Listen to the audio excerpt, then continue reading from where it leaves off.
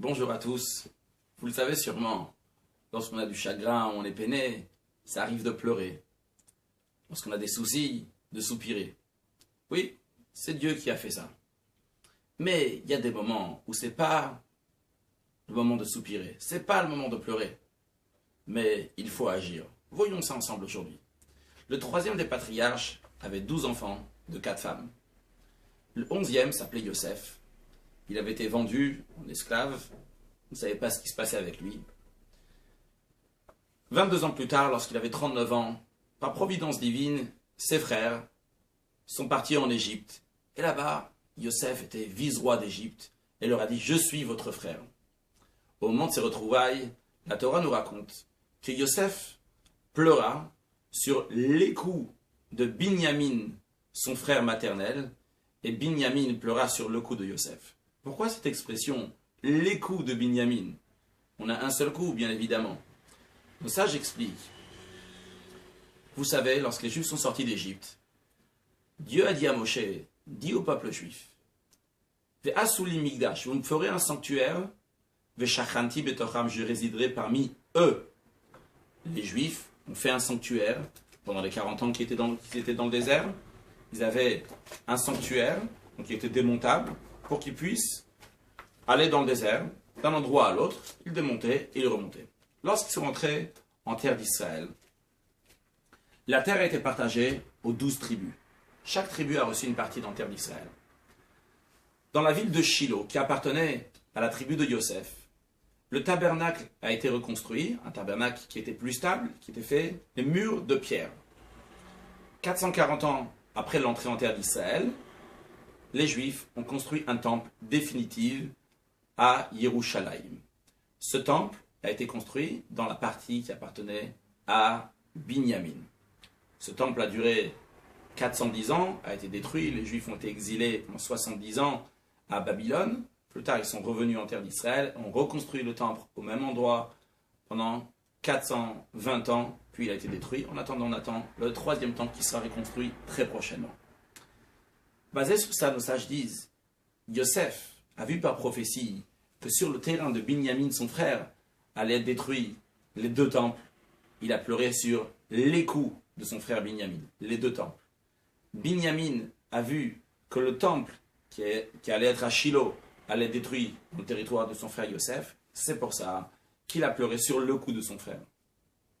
Le cou, il fait passer la vitalité de notre tête dans notre corps. Le temple aussi fait passer la lumière divine, la lumière de Dieu dans le monde entier à travers le temple. C'est pour ça que le cou représente le Beth Amikdash, le temple. Mais la question qui se pose ici, c'est pourquoi Yosef a pleuré sur le temple de Binyamin et Binyamin pleure sur le temple de Yosef.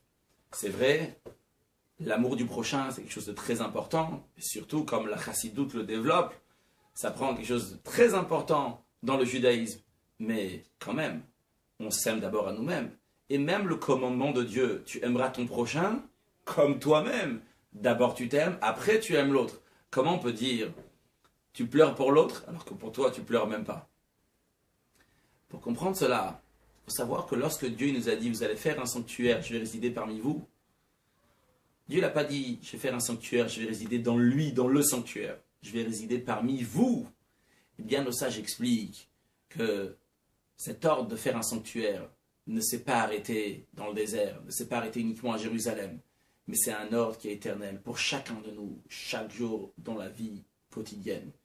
On doit faire nous-mêmes un sanctuaire. Dieu dit à chacun de nous, viens, nous supplie, nous demande, s'il te plaît, fais-moi un sanctuaire, fais-moi un endroit où je vais pouvoir résider dans ta tête, dans ton cœur, dans tes 24 heures, dans ta pensée, dans ta parole, dans tes actions.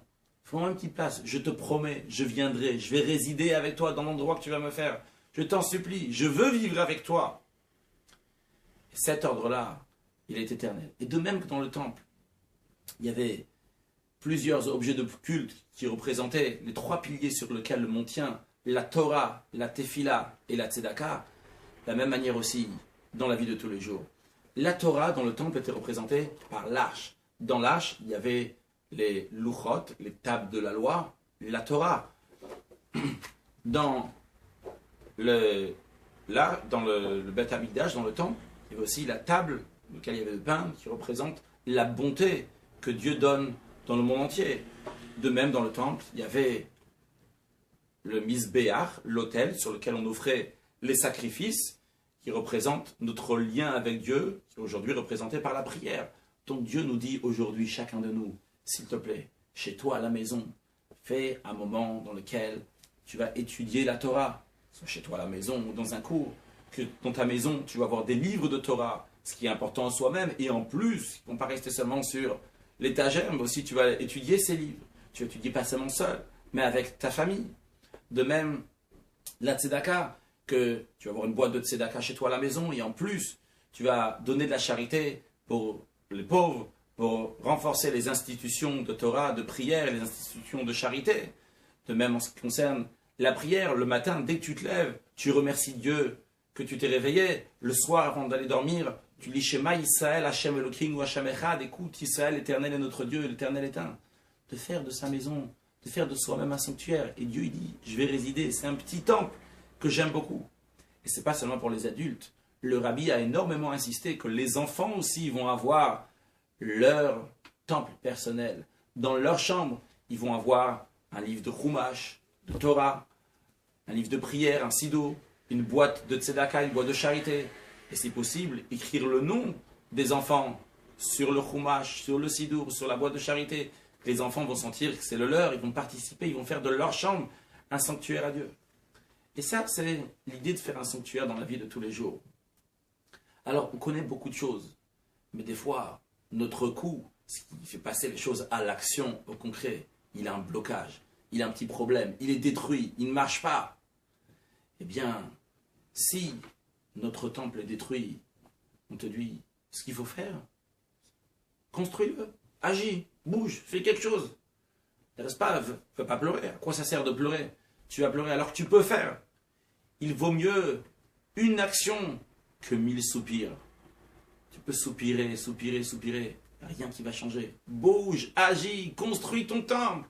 Tu as tous les moyens pour le faire. Fais de la place pour Dieu. Par contre, parce qu'il s'agit du temple de quelqu'un d'autre, si son temple il est détruit, alors je peux l'aider, lui donner des conseils, le réprimander amicalement du fond de mon cœur, et sûrement mes paroles qui sortent du cœur vont rentrer dans son cœur. De même, je peux prier pour lui, qu'il va se réveiller, faire ce qu'il faut. Mais construire, c'est lui qui doit construire son temple. Et quand je vois qu'après tout ce que j'ai fait, je ne peux plus rien faire pour lui, et je l'aime beaucoup, je pleure en effet, parce que je ne peux pas l'aider plus, je ne peux rien faire. Alors, c'est pour cela que Yosef a pleuré pour les temples de Binyamin, et Binyamin a pleuré pour les temples de Yosef. Parce que son temple personnel, on ne pleure pas. Il faut agir, il faut faire quelque chose.